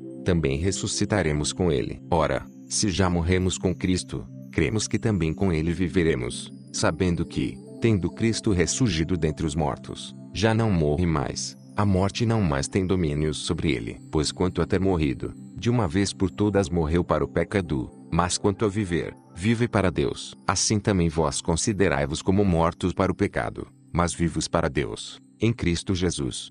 Romanos 6:8-11. Iremos ressuscitar porque Deus nos tirou do Adão condenado e nos transportou para o corpo do Filho do seu amor. Não tem a ver conosco, tem a ver com nossa posição. Antes estávamos em posição de condenados. Agora estamos em uma posição impossível de ser condenada porque agora somos corpo de Cristo. Reflexões para viver dias de graça. Em algum momento de sua vida, você acha que deu mérito a você mesmo ao invés de dar a Cristo todo o merecimento da salvação? Em quais situações? Pense em algumas delas e escreva abaixo. Existem áreas de sua vida que só você pode identificar como fraquezas. Porém, nesse capítulo você aprendeu que nenhuma dessas fraquezas podem superar o amor de Deus por você. Pense em quantas vezes você tentou fugir de Deus por conta de algum pecado cometido e reflita sobre como foi o seu encontro com Deus pós-pecado. Você de fato se sentiu rejeitado por Ele? Ou foi você quem se rejeitou? Ou foram as pessoas que rejeitou?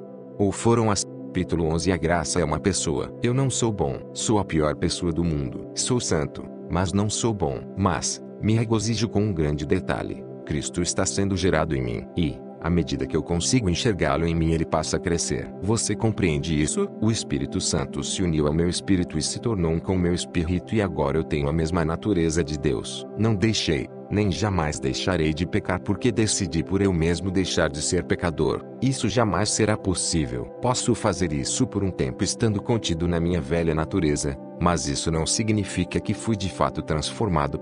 Deixar de pecar é uma obra de Deus e não minha, e eu só pude entender isso a partir do entendimento de uma grande verdade que quero compartilhar com vocês nesse capítulo. Cresci ouvindo que a graça era um favor imerecido. Mas quanto mais enxerguei Cristo em mim, mais pude constatar que essa definição fora há muito tempo ecoada, porém ao mesmo tempo muito limitante perante o que de fato a graça representa em nossas vidas. A graça é também um favor imerecido, mas ela vai muito além disso. Descobri que isso me fez ir muito além do meu raciocínio lógico, muito além das minhas capacidades físicas, emocionais e circunstanciais. A mudança de minha natureza esteve muito tempo condicionada a mim mesmo, e a verdade foi que eu nunca consegui sair do lugar por pensar de maneira tão pequena. Fui além quando passei a pensar grande, tão grande como a graça. Ela nunca foi só um favor. Ela nunca foi apenas um feito nobre. A graça foi alguém, e acredite, ela continua sendo. A graça é uma pessoa, e quando você passar a entender isso, sua vida nunca mais será a mesma, porque não existe outra razão capaz de nos dar tanto sentido para viver. Em Efésios 2:8 diz: porque pela graça sois salvos. A doutrina apostólica,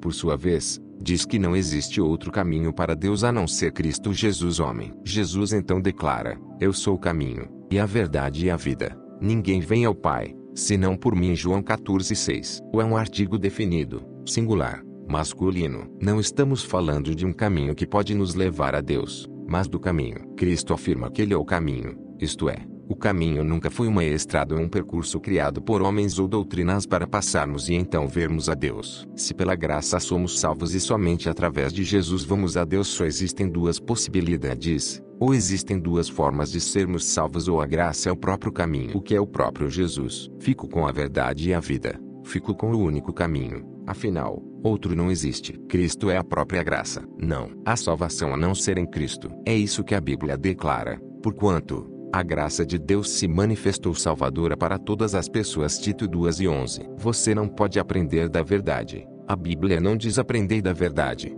mas conhecereis a verdade e a verdade vos libertará. João 8:32. A verdade não é um conceito. A verdade é uma pessoa da qual você precisa se relacionar com ela. A graça de Deus não é algo que recebo de Deus. A graça de Deus é Cristo. Palavras de meu mentor Gustavo Lara. Mas o diabo não quer que você saiba disso. O diabo não quer que você viva sua vida baseada em uma verdade, mas em sensações. O diabo quer que você se sinta sozinho. Entender que a graça é uma pessoa vai deixá-lo bastante irritado, porque o que ele menos quer é que você saiba que existe alguém para você se relacionar. Entender que a graça é uma pessoa é entender que se sentir sozinho é uma opção, porque ser sozinho é impossível. Cristo está sempre disponível para você e Ele te ama. Quando o povo de Deus não tem sua identidade reta e justa firmemente estabelecida em Cristo, ele se torna suscetível às armas do inimigo. José Prince, A Revolução da Graça. Talvez hoje você se identifique com o quadro de solidão. Talvez os negócios não estejam caminhando muito bem, ou quem sabe sua casa esteja um tanto transtornada e os amigos já não existam mais. Talvez as investidas estejam sendo muito pesadas para sua estrutura. Ao menos é isso que você tem pensado sobre si mesmo. Sou uma estrutura muito fraca. A falta de entendimento acerca da pessoa de Cristo em nós enfraquece a nossa alma e, comumente, fortalecem as artimanhas de Satanás. Temos ainda resquícios de uma geração que apregou um ensinamento um tanto incoerente para o povo de Deus. O essencial do evangelho sendo tratado como suplementar e consequentemente pessoas sendo interiormente mortas por tratarem de maneira secundária o espírito,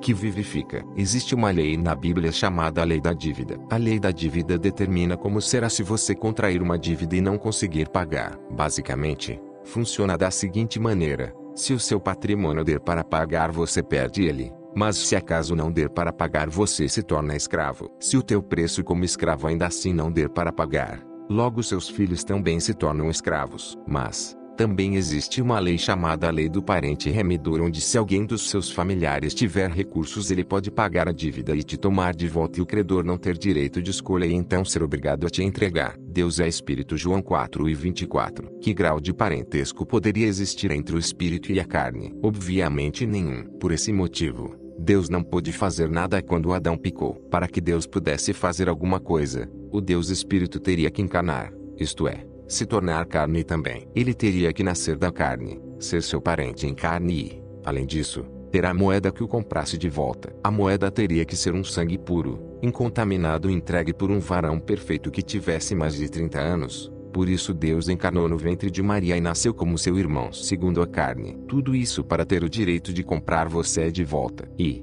ele pagou com sangue a dívida que era sua. Deus te ama. Cristo não morreu pelos pecados que você cometeu. Ele morreu pelos pecados que cometeu, que está cometendo e ainda irá cometer. Talvez para algumas pessoas esse discurso pareça um discurso um tanto perigoso por ainda viverem debaixo de um jugo. Porém, uma vez que entendemos a maravilhosa graça de Deus, não somos mais ofendidos ou agredidos pela lei. Nos tornamos conscientes de que uma lei escrita em pedras não pode mudar a vida de ninguém. O que muda a vida de um homem é a lei escrita no coração. Se elas de fato tivessem esse poder, elas teriam mudado o povo de Israel. O povo, não tão somente, não mudou, como também morreu. Se eles tivessem comido do pão da vida, certamente, não teria morrido. Eu sou o pão da vida. Aquele que vem a mim não terá fome, e quem crê em mim nunca terá sede.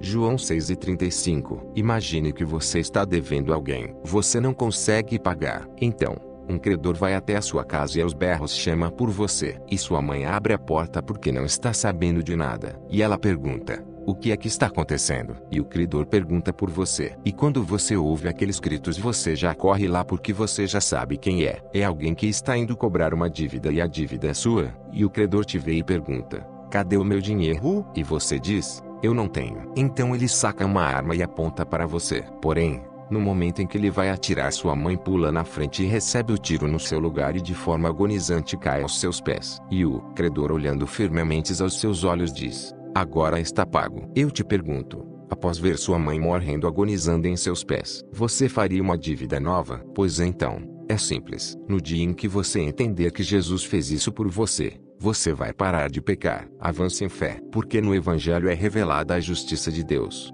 Uma justiça que do princípio ao fim é pela fé. Como está escrito: o justo viverá pela fé. Romanos 1:17. Porque de maneira muito sutil, o Evangelho tem se dividido. Todavia, qualquer evangelho que não tinha a Cristo como centro e a fé nele como base, não se pode considerar. É muito comum vermos pessoas que se converteram ao evangelho da fé, mas que após terem crido em Cristo passam a ouvirem tantos discursos de obras que a caminhada fica pesada. Quanto mais erros cometem, mais desanimados ficam e o evangelho da fé passa a avançar para o evangelho das obras, onde Cristo perde o seu lugar principal e passa a ser coadjuvante, falado apenas nos finais dos sermões e esquecido durante toda a mensagem e consequentemente durante toda a caminhada cotidiana. Corromper o evangelho da graça é como direcionar pessoas a uma vida sem resultados. É como dar a elas um enorme mar de amor e fazê-las acreditar que esse mar deixará de existir se não tiverem bons remadores que exerçam muito bem suas funções, sem direito a sequer cansar os braços, sem direito de sequer sentir frio durante uma madrugada ou medo,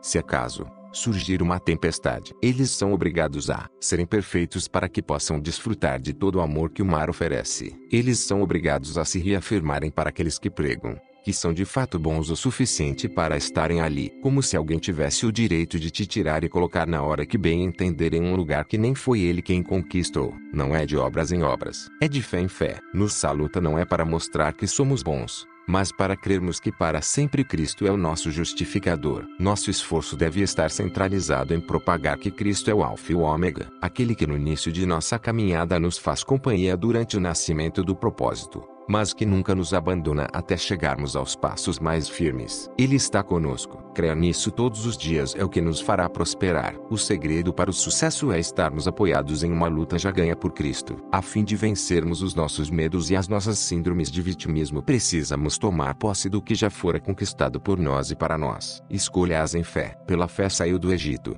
não temendo a ira do rei, e perseverou, porque via aquele que é invisível. Hebreus 11:27. Embora tenha sido quem escreveu as leis, Moisés deu grandes passos em fé, sem imaginar que um mar todo se abriria, e ele perseverou sem se arrepender. A Bíblia vai dizer que ele preferiu ser maltratado com o povo de Deus a desfrutar os prazeres do pecado durante algum tempo. Ver Hebreus 11:25. Viver em fé é viver como quem enxerga Deus em todas as situações, sejam elas boas ou ruins. Afinal, o melhor já foi feito e por isso podemos nos alegrar. É crer que nenhuma situação momentânea pode se comparar com o que nos espera vivendo uma vida de fé em Cristo Jesus. Ao falar de passos em fé, me vem à memória duas histórias incríveis escritas na Bíblia Sagrada. A história da mulher do fluxo de sangue e da filha de Jairo. Ver Marcos 5:2.21-43. Refletindo sobre Jairo nessas histórias, sem dúvidas, posso afirmar que precisamos de Jairos em nossos dias. Precisamos de verdadeiros avivadores da nação capazes de crerem que Jesus é capaz de estancar a hemorragia da mulher velha e também despertar a moça jovem. Essas mulheres simbolizam a igreja, mais especificamente, duas gerações da igreja. Duas gerações, porventura, muito distantes. Nos últimos anos as gerações estão mudando em um prazo de tempo muito menor e simultaneamente a linguagem das igrejas mudaram de maneira muito radical, onde quem não mudar vai deixar de ser. Não dá para defendermos as ideias do passado quando crescemos em conhecimento e amém por isso. Certo dia, um homem disse para mim que eu era um pregador herege. Ele dizia de maneira muito convicta que Deus não anulou a lei, que ele havia feito para que fosse cumprida. Então respondi a ele: de fato Deus não anulou a lei, meu amado. Ele não anulou a lei. Em Mateus 5:17 deixou muito claro isso. Você está certo. Olha o que Jesus está dizendo aqui: não cuideis que vim destruir a lei ou os profetas. Ele não anulou a lei para que um homem a cumprisse e através desse homem todo mundo fosse salvo. Mas temos ainda a parte B do versículo que diz assim: não vim abrogar, mas cumprir. Jesus fez essa declaração antes de cumprir a lei. Ele não poderia destruí-la antes, para ter o que cumprir. Porém, após cumpri-la ele a aboliu. Está escrito em 2 Coríntios 13:11, porque, se o que era transitório foi para a glória, muito mais é em glória o que permanece. A aliança estabelecida com Moisés se tratava de uma aliança transitória. A nova aliança, por sua vez, uma aliança eterna. Por um homem o pecado entrou no mundo e por um homem o pecado teve que sair do mundo. Isso não tem nada a ver conosco. O foco é um homem que destruiu o pecado. Se aquilo que foi transitório teve glória, imagine a glória do que vai permanecer para sempre, inclusive em você. Existe glória sobre você. Tendo, pois, tal esperança, usamos de muita ousadia no falar. 2 Coríntios 13:12. Nova geração, não tenha medo de ensinar os mais velhos a crerem. Filhos, não tenham medo de ensinarem seus pais o poder de acreditarem em Cristo. A perspectiva de se viver em fé gera em nós ousadia no falar. Avançar em fé é reproduzir de maneira prática a glória que está sobre nós e que jamais se afastará, pois esta permanece para sempre. Há tanta glória no falar de quem reproduz a graça que esta glória afronta a própria religião. Mas, não se incomode com isso, porque não é a religião que irá te salvar e nem mesmo a igreja. Quem salva a todos nós é e sempre será Cristo. Aquele que não esperou 60 ou 70 anos para começar a salvar, antes mesmo de existirem quaisquer que sejam as doutrinas ou escritos, já salvava. É a partir desse Cristo que eu tomo as minhas decisões. É nessa verdade que temos que nos apoiar. Só assim conseguiremos viver um dia de cada vez carregando dentro de nós a glória de Deus. Reflexões para vivermos dias de glória. Está muito claro que somente a graça é capaz de produzir em nós a verdadeira santidade reproduzida na pessoa de Jesus. É quando as máscaras caem que conseguimos ser de verdade quem somos. Escondidos atrás da lei, somos despertados a projetar uma imagem ao invés de sermos a imagem de Cristo na terra. Aliançados na lei, nunca achamos que Deus está satisfeito conosco, e esse sentimento gera em nós paixões pecaminosas que nos motivam a satisfazermos o que julgamos mais fácil de alimentar, a carne. Por exigirmos muito de nós e nos relacionarmos de menos com Ele, desconfiguramos a verdadeira graça. Qual era a sua visão sobre a graça antes de ler esse capítulo? O que mudou em sua mente após essa leitura? Após ler esse capítulo, já está preparado para reproduzir a glória eterna que está disponível para você? Produzir a glória